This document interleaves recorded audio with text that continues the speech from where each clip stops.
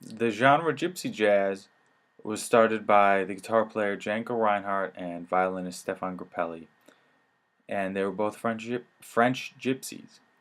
They founded the Quintet du Hot Club de France in the 1930s in Paris.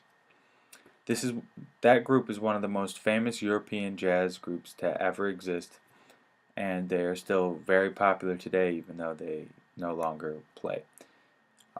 They were an all-string ensemble that blended gypsy music with jazz, and there aren't any drums in this genre, and the rhythm is kept by a guitar player instead.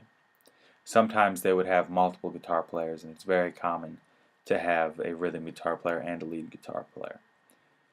Um, I interviewed an expert on the genre who happens to be my good friend, and he told me that the guitar player comps in La Pompe style, which is where the guitar player strums percussively on the chords for all four beats, but he really places a large emphasis on beats 2 and 4, which is a very common thing in jazz to put the emphasis on 2 and 4. So that's one of jazz's influence on the gypsy music.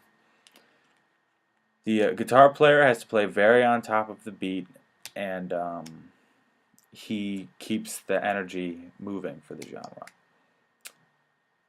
Now, very common instruments to be heard in gypsy jazz ensembles are string bass, multiple guitars, a violin, a mandolin, and occasionally you'll get some saxophones or horns in there, but not nearly as often as the string instruments.